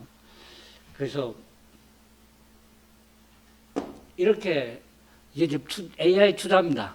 이렇게 폭발적으로 AI 투자가 전개되고 있다는 건데요. 그런데 사실은 아까와 같은 현재와 같은 경제 구조를 전제로 할 때 과연 어마어마한 투자가 이루어지는 것에 비해서 그 수요 기반은 확실할까 하는 것에 대한 의문을 당연히 가질 수가 있습니다. 그 과정에서 그런 수요 기반의 한계로 인한 혼란을 분명히 겪을 겁니다. 그러니까 어마어마한 투자를 했기 때문에 사실은 지금 그 투자가 다 미래의 이익을, 미래에 나올 수 있는 이익을 근거로 이루어지고 있고, 그 기업들이 시가총액이 아까 우리가 봤던 것과 같은 방식으로 평가되고 있단 말이에요. 어마어마한 평가되고 있단 말이죠. 그래서 그것이 실제 현실에서 수요 기반과 정확히 맞닥뜨려질 것인가에는 의문이고, 그 과정에서 굉장한 고생을 하는 기업들이 또 출몰하겠죠. 그러면서 또 재편과 구조조정이 전개될 것입니다. 그렇지만 하여간 그 방향으로 치달아 가는 것만은 분명한 것 같습니다. 그래서 뭐 어떤 사람들은 뭐 여러 가지 표현을 하죠. AI를 통해서 실현할 미래의 모습에 대해서. 여기 제가 오그멘티드라는 증강 인류, 내 스스로가 증강되고, 그 다음에 기계 인류, 로봇까지 결합해서 살아가는 모습의 인간이 될 가능성. 그렇게 해서 드림 소사이어티를 지향할 것이다. 그래서 물질적 풍요를 넘어 뭐 육체적 건강, 정신적 풍요, 이런 것을 실현할 수 있지 않을까? 이런 기대를 우리가 하고 있는 것이고, 실제로 그 방향으로 자꾸 걸어가고 있는 것만은 분명합니다. 하지만 그것이 가져올, 그것의 구체적 내용은 역시 아까 말씀드린 그런 양극화를 기반으로 전개되고 있기 때문에 그 자체가 양극화로 되겠죠. 그래서 대다수의 인류는 일자리도 없고 변두리의 증강 인류가 되겠죠. 그러니까 증강 인류가 안 되는 건 아닐 텐데, 증강 인류가 되긴 되지만 변두리에 있는 증강 인류. 이게 그리고 이제 본격적으로 그러면 우리가 어떻게 살까 하는 것에 대한, 이건 그냥 나중에 이제 기회가 있으면 이런 것만 갖고 따로 이야기하죠. 보편적 기본소득. 그러니까 누구나 살아갈 수 있게는 해줘야 되니까, 이제 그것을 과연 어떻게 실현할 것이냐. 그냥, 그리고 보편적 일자리. 이것을 어떻게 실현할 것이냐 하는 것에 대한 이제 미래에 이루어져야 될 일들이 있죠. 뭐 이건 그냥 넘어가겠습니다. 이거는 지금 AI 혁명을 주도하고 있는 이렇게 그룹들이 있고, 그래서 이 그림을 가져온 것은 저기 인텐저블 에셋이라고 했는데 무형 자산을 말하는 겁니다. 그러니까 지적재산권, 영업권, 뭐 이런 등등 그런 이제 자산의 비율이 저렇게 어마어마하게 그러니까 이제 세상 자체가 물질이 아니고 비물질이 경제의 중심축을 이루는 시대가 된 거죠. 그렇게 가고 있다는 겁니다. 그러니까 비물질의 가치가 현저하게 중요해지고 그것이 평가받는 거죠. 그러니까 사실은 없는 것일 수도 있는데 시가총액을 기준으로 따져보니까 저렇게 나온다는 겁니다. 그리고 실제 현재는 저거보다 더 높아서 저게 한 2018년 자료인데요. 84% 정도 되는데 2024년에 90%까지 그러니까 집계될 것이라고 그렇게 얘기하고 있습니다. 자, 조금 이제 AI 혁명을 확장시켜 볼게요. AI 혁명이 지 혼자 존재하지 않습니다. 그러니까 이것은 교통, 수송, 그다음 정보통신과는 정보 시스템과는 뭐 직접적으로 결합되어 있고요. 그다음 농축산식품, 생명, 의료, 소재, 에너지 등 물론 다른 많은 것들도 있는데 여기에 지금 이렇게 뽑혀져 있는 애들은 상대적으로 우리의 현실의 삶과 매우 밀접한 관계를 가지고 있는 부분들입니다. 그러니까 뭐냐 하면 산업의 근간이 되는 부분, 지금도 근간이 되고 있는 것들입니다. 이걸 빼면 나머지는 다 우리의 삶에 직접적으로 연관이 되는 부분들인데 이런 것들이 이제 다 변화하고 있는 거죠. 이른바 IT 산업이라고 하는 것 자체의 내용이 AI 혁명과 더불어 직접적으로 얘는 확장되고 있는 그런 것이고요. 나머지는 이제 예를 들면 생명 의료도 마찬가지죠. 아까 제가 에이지 혁명이라고 말씀드렸듯이 오래 살고자 하는 방향으로 AI가 엄청나게 활용되고 있죠. 그래서 옛날에는 예를 들면 연구 스킴을 개발하는데 엄청난 자료를 검토해서 거기서 뭔가 이게 새로운 가능성을 찾아냈는데 지금은 그냥 AI로 돌리면 수없이 많은 신약 개발의 가능성들이 두두둑 떨어진다는 것이죠. 그런 식으로 도전하고 그것을 이제 현장에 이제 적용해 가는 그런 방식으로 가고 있습니다. 그 다음에 소재는 여기서 이제 소재에서 중요한 건 뭐냐면요. 이렇게 되면서 소재를 만드는 거예요. 그러니까 땅에서 채굴하는 것이 아니고 유기화학적, 무기화학적 방식으로 소재를 만들어내는 겁니다. 그러면 3D 프린터로 예를 들면 원소를 넣고 결합을 하면 소재가 필요한 소재가 만들어진다. 예를 들면 아직은 상상입니다. 그게 가능하다는. 그것은 농축산이나 식품에도 지금 마찬가지입니다.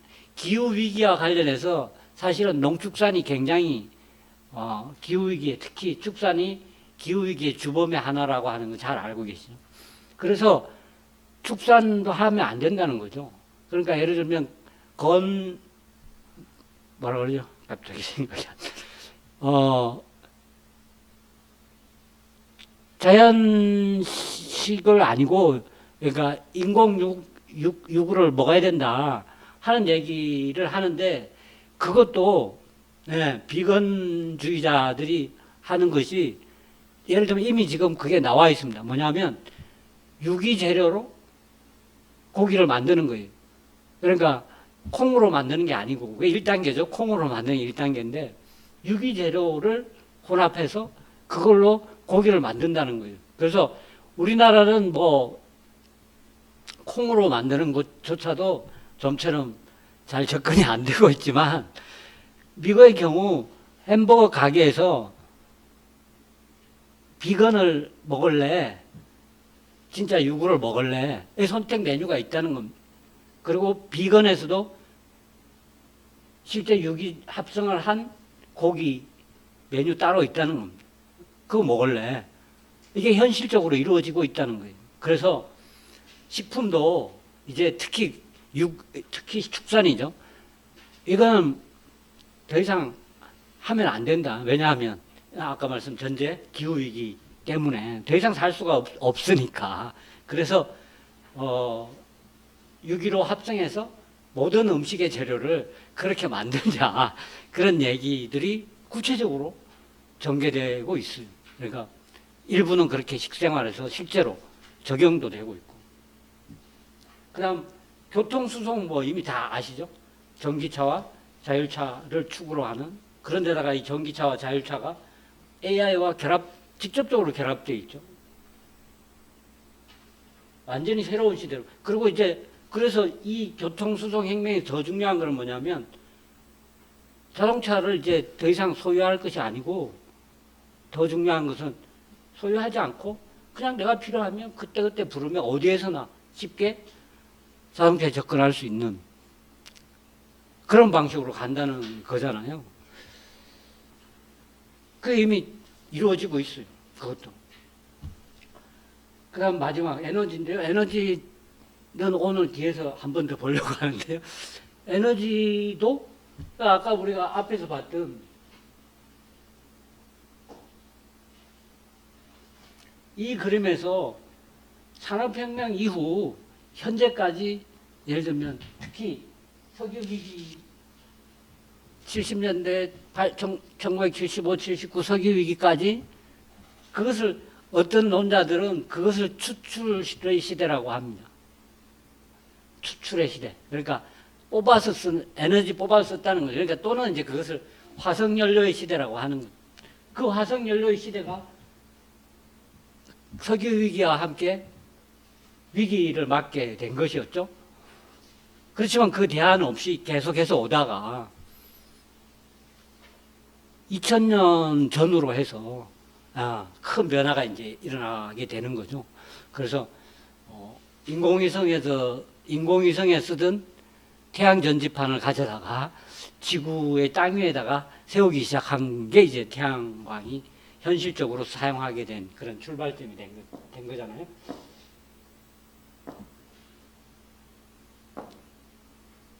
그렇게 되면서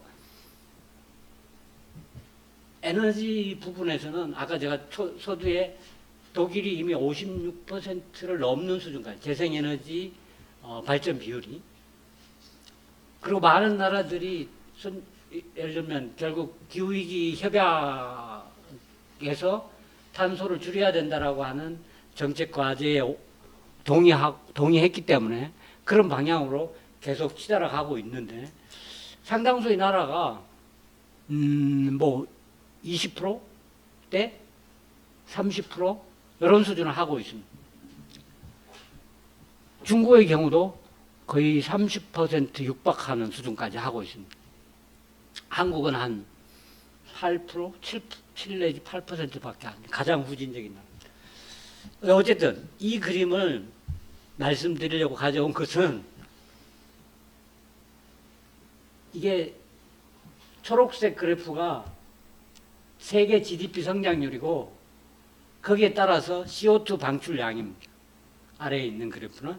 그러니까 1990년을 100으로 봤을 때 이렇게 그러니까 결국 기본적으로 우리는 이런 자본주의 살고 있는, 이런 세상에 살고 있는 거죠. GDP가 계속 성장하면서 탄소도 배출하는. 그러니까 성장과 탄소의 배출은 함께 간다. 이게 이제 그동안의 그림이었다면 이 두 개, 특히 이 그림, EU의 경우입니다. EU의 경우를 보면 GDP 성장이 계속되는데 1990년 100을 기준으로 탄소 배출이 현저하게 줄어들고 있는 것을 볼 수 있습니다. 그러니까 이 그래프에서 우리는 저기 성장과 탄소의 디커플링이 가능하다라는 것을 확인할 수 있는 거예요. EU의 경우에 이렇게 탄소 배출을 감소시키고도 성장을 할 수 있다는 것을 보이고 있는 거예요. 미국의 경우도 잘 못 따라오다가 대체로 2000년대 초반부터 조금씩 줄어들고 있는 추세를 보이고 있습니다. 그러니까 가장 선진국 가운데에서는 가장 이걸 기준으로 하면 쓰레기 같은 국가가 되겠죠.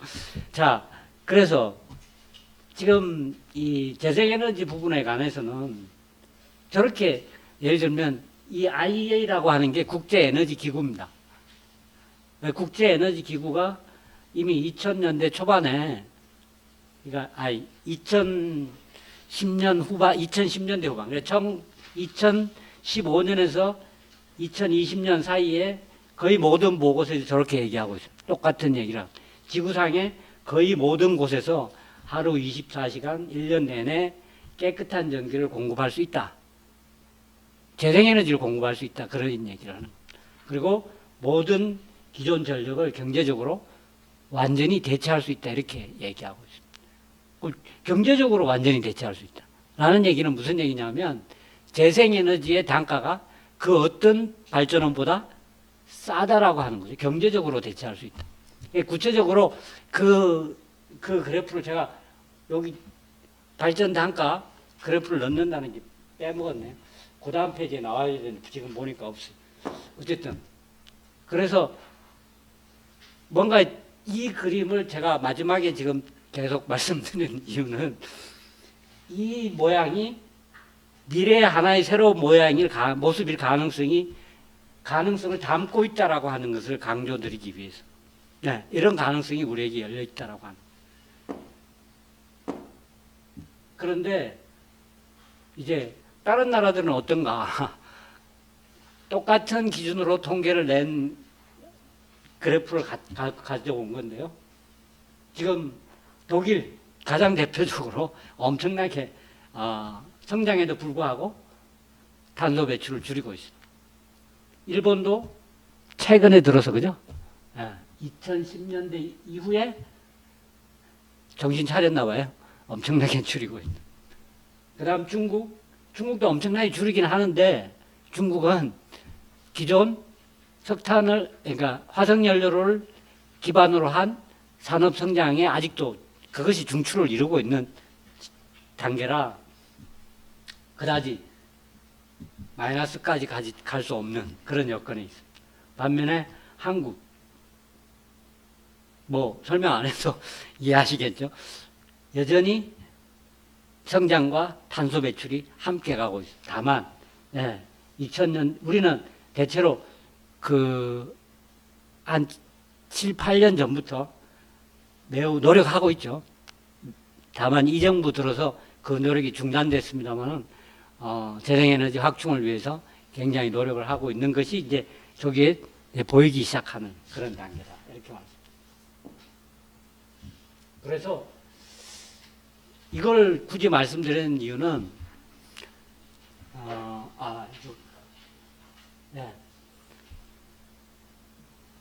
조금 더 설명을 드릴게요. 아까 여기서 이런 식의 기술의 발전이 아까 우리는 결국은 AI 혁명을 주도하는 자의 독식이라고 하는 것을 생각했잖아요. 그걸 말씀드렸는데 가능성이 전혀 없는 건 아니다. 그런 얘기입니다. 그래서 이런 것들이 저기서 위에서 뭐 제가 저기 위에다가 저건 뭐 설명 안 드릴게요. 그 마지막 줄에 전통적 산업은 그러니까 똑같은 교통산업 수송 부분이라 하더라도 전통적인 것은 안 되고 새로운 기술혁명에 상응한 방식으로 새로 창출될 것이고 그것은 분산 다 오픈이죠. 오픈이 중요합니다. 그죠? 오픈된다라고 하는 것은 누구나 할 수 있다라고 하는 가능성을 가지고 있는 거잖아요. 그리고 누구나 함으로써 네트워킹이 되고 그 다음 시너지가 발생하고 이런 게 가능하다는 거잖아요. 그래서 그런 특징을 가지고 있고 따라서 그 어느 때보다 이와 같은 기반의 기술 변화가 인간의 창조성을 발현시키는데 좋은 환경이 될 수 있다. 지금 우리가 진행하고 있는 기술혁명의 그런 가능성이 그 속에 내재되어 있다는 겁니다. 그래서 저기 오른쪽으로 가면 저렇게 산업과 경제 구조 자체가 바뀌어 간다는 거죠. 그래서 추출해서 창조로, 그 다음 희소성에서 풍요로, 집중해서 분산으로 이런 특징들을 보일 가능성을 가지고 있다는 겁니다. 그래서 거기에 상한 이제 예를 들면 그게 과연 자본주의 우리가 살고 있는 지금과 같은 자본주의로 가능할까? 대의민주주의 그대로 가능할까? 또는 현재와 같은 국민국가라고 하는 틀로 가능할까? 그래서 저기에 대한 이제 논란들이 많습니다. 저기서 우리가 제가 빠뜨렸는데요.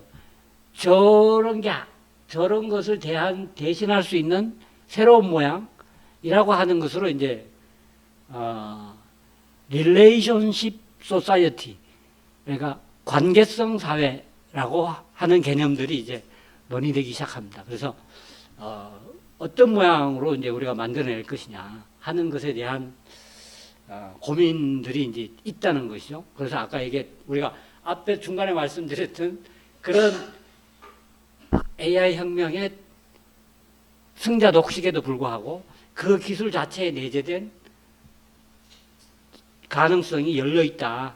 그럼 그것을 이제 어떻게 그럼 이제 우리가 과제는 그거겠죠. 그것을 과연 어떻게 만들어 갈 것인가 하는 것인데요. 여기는 이제 에너지 전환에 관한 이야기를 중심으로 이렇게 풀어놓은 겁니다. 그러니까 아까 이제 앞에서 석유 위기까지 추출 시대였고 그것이 계속되다가 21세기로 넘어오면서 재생에너지라고 하는 것이 새로운 에너지원으로 오고 있다라고 하는 거죠.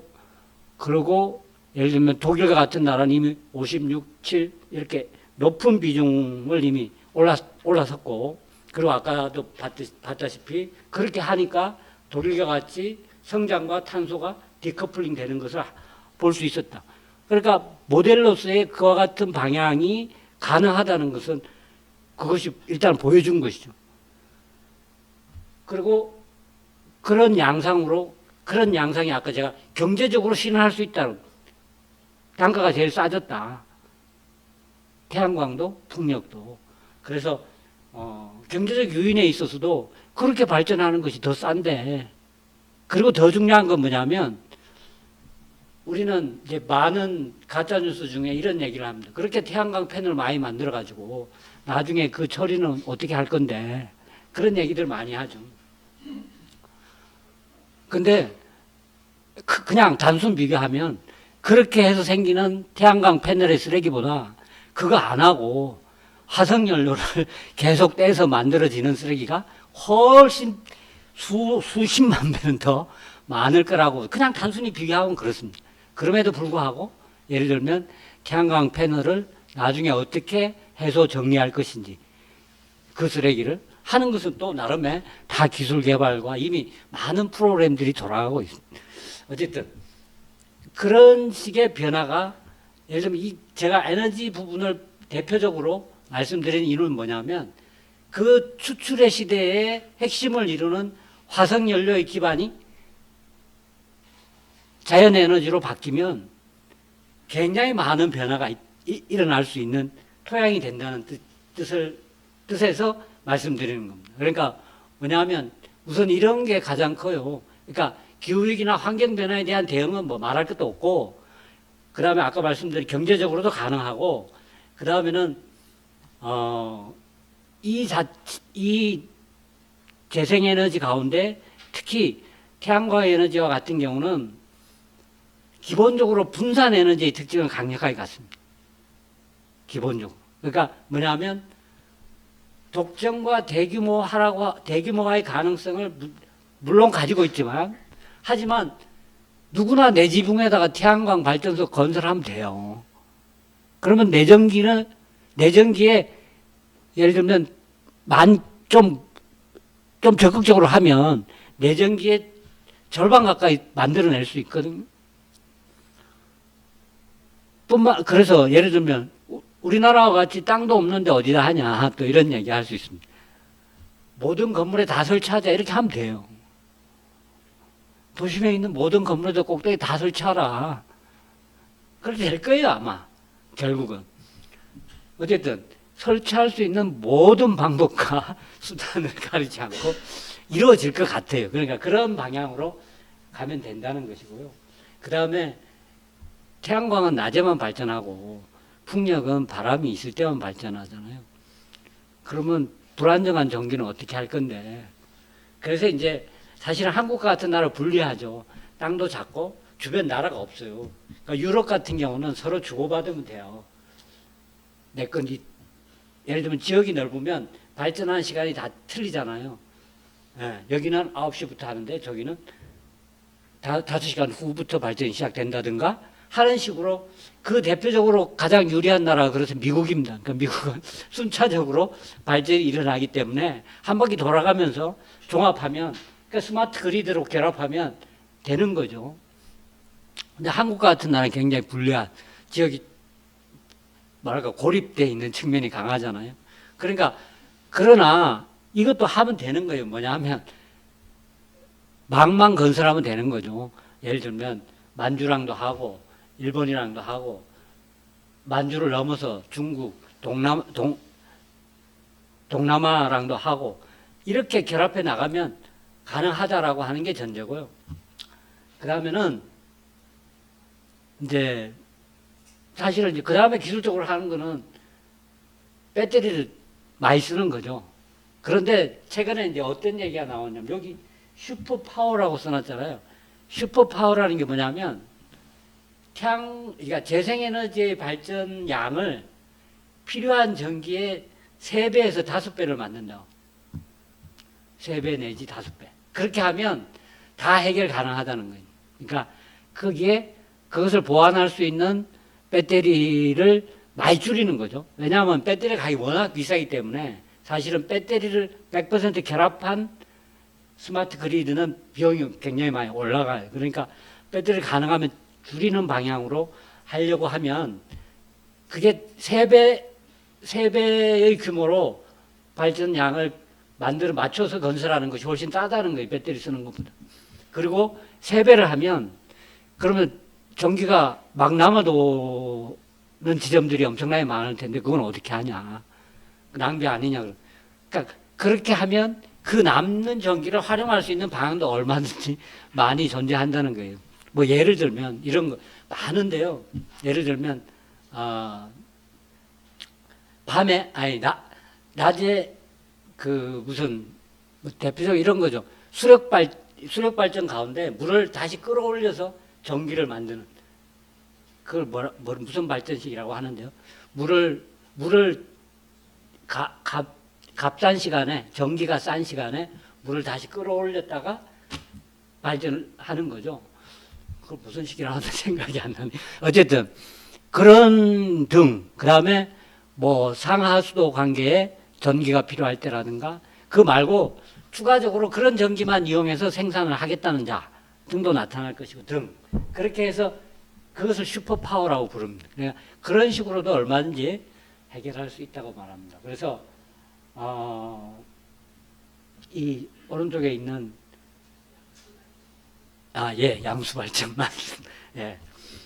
그런 식도 가능하기 때문에 저기 새파란 초록색 그래프라는 게 통상 우리가 기술 혁신의 단계를 말하는 거죠. 이렇게 움직인다는 거죠.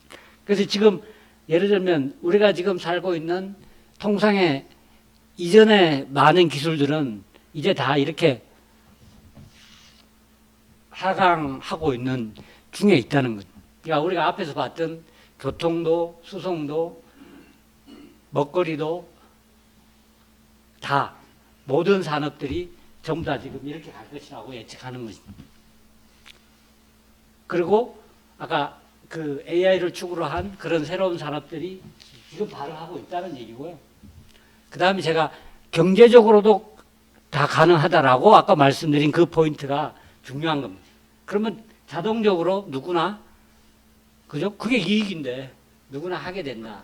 하게 될 가능성이 높아졌다 하는 얘기입니다.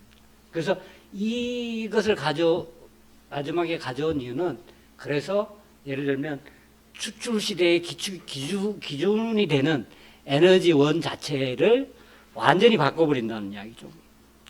그러면 이 에너지는 아까 말씀드렸던 대로 그 자체가 AI 기술이 가지고 있는 특성과 아주 유사하게도 분산이라고 하는 특징을 가지고 있습니다. 누구나 가질 수 있다는 특징을 가지고 있다. 그런 것들이 미래의 중요한 우리의 삶에 줄 수 있는 어떤 새로운 가능성 뭐 이런 것이 될 수도 있겠다. 그런 생각으로 마지막에다가 가져왔고요. 기타 뭐 나머지 이거는 지난번에 했던 건데 혹시나 해서 제가 가져왔는데 그냥 생략하고 여기까지 제 말씀을 마치겠습니다. 감사합니다.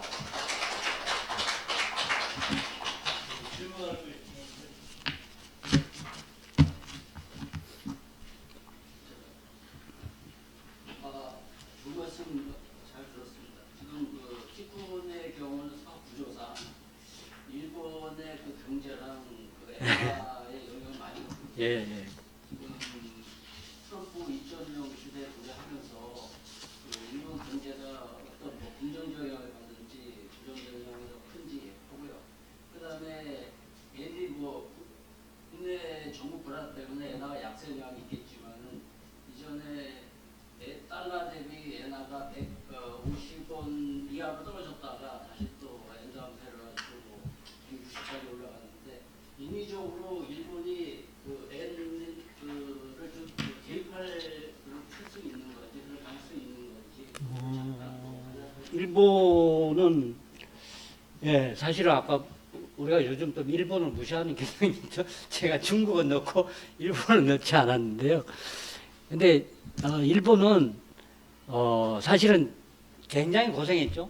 거의 뭐 잃어버린 30년이라고 이야기할 만큼 그런데 대개 21세기 들어오면서 특히 2010년대 이후에 일본은 상대적으로 그러니까 이 차이가 뭐였냐면요.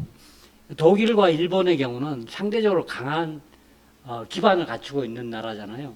기본적으로 제조업 기반이 강한 기술력 그 다음에 전통적 기술력이 굉장히 강력한 기반을 갖추고 있는 나라잖아요. 두 나라 다. 그래서 예를 들면 아까 제가 그래서 신자유주의적인 흐름과 그런 구도와의 갈등이 존재하는 겁니다.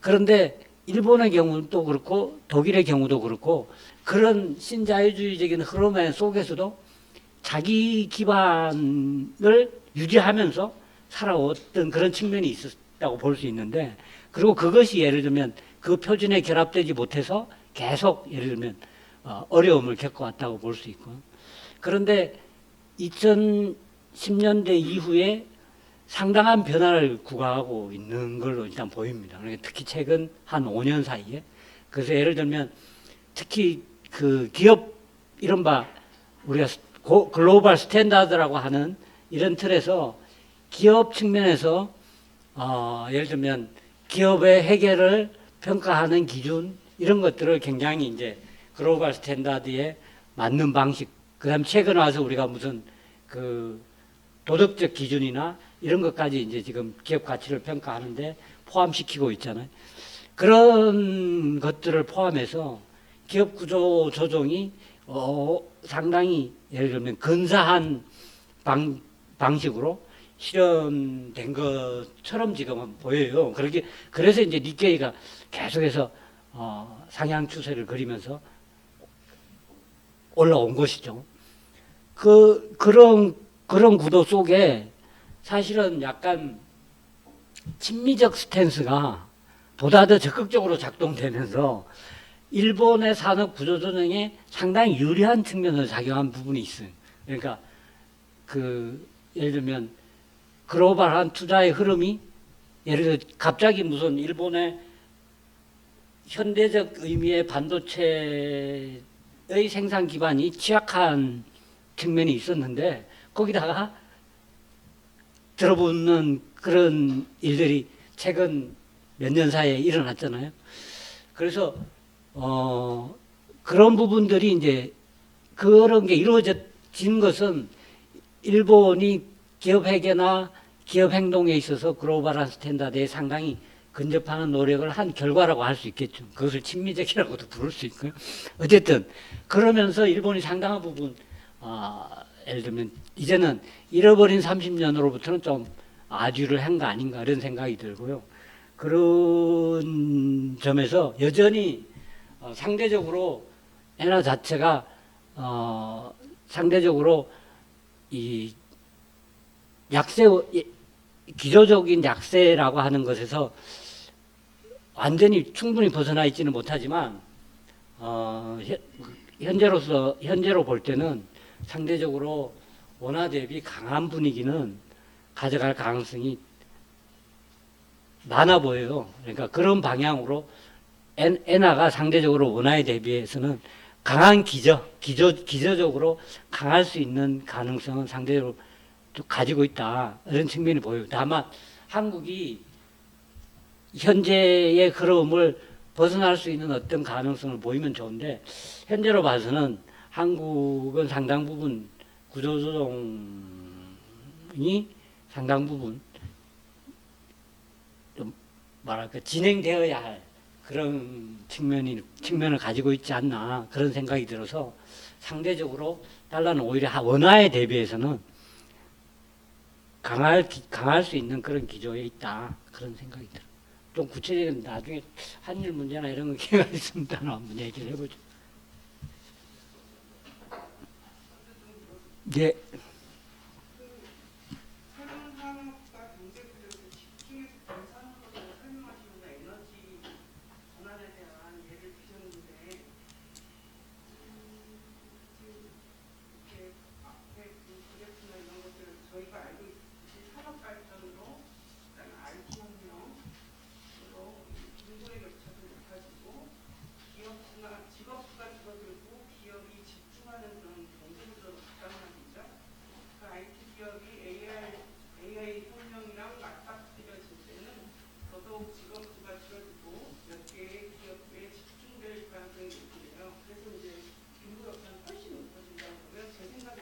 네. 네. 아, 예. 이 에너지 설명에서는 맞지만 네. 전체 그 산업 구조로 보면 네. 분산되는 이런 것들이 몇 예, 예. 수출 에너지가 제가 분산되는 측면도 있지만 대부분의 산업이나 모든 것들이 아까 여기 보시면 아, 예, 예. 무슨 말씀인지 알겠습니다. 충대는 그게 훨씬 커지고 빈부격차가 예. 그러니까 예, 말씀드렸듯이 기본적으로는 승자 독식이라고 하는 그 패턴이 쉽게 무너지지 않죠. 쉽게 무너지지 않는데, 근데 제가 에너지를 예를 들었지만 앞에서 말씀드린 대로 지금 AI 혁명의 중요한 많은 내용들은 예를 들면 오픈이라고 하는 특성을 가지고 있잖아요. 그 자체도. 예. 그러니까 뭐냐면 이게 비록 대규모 투자를 하는 자들이 그 툴을 독점해 가긴 하지만 그것을 활용하는 많은 방향은 분산되어서 진행된다. 그러니까 가만 앉아서도 내가 이 자리에 앉아서도 예를 들면 챗 GPT를 매개로 내 일을 얼마든지 예를 들면 비물적 자산을 얼마든지 만들 수 있는 기회와 가능성이 열려있는 특성을 가지고 있다는 것입니다. 그러니까 그런 특성이 모든 곳곳에 다 있다는 것입니다. 아까 예를 들면 수송의 경우에도 그렇습니다. 그러니까 자동차가 이제 더 이상 내가 그것을 끌어안고 집에 주차장을 만들어서 놔야 될 이유가 하나도 없는 그런 방식으로. 그러니까 그런 기술적 특성을 가지고 있다는 겁니다. 그러니까 그게 에너지에 제가 대표적으로 이걸 들어서 말씀을 드린 것이고, 그리고 왜 이걸 특히나 말씀드렸냐면 전통적으로 화석연료 에너지가 모든 것을 독점하고 지배하는 이런 구도의 중요한 기반 기술로 작용해 왔다는 것이고요. 그것이 꽃비가 풀리는 것은 굉장히 큰 의미를 가질 수 있다. 왜냐하면 내가 석유에 지배당하지 않고 내 집 옥상에 있는 전기 의존해서 살 수도 있으니까 엄청난 변화입니다.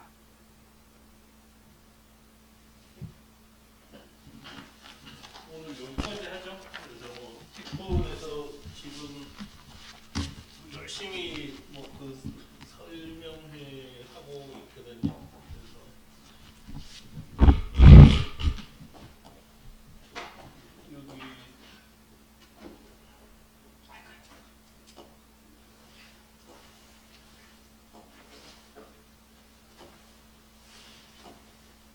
여기 이렇게 쭉 참고하시고요.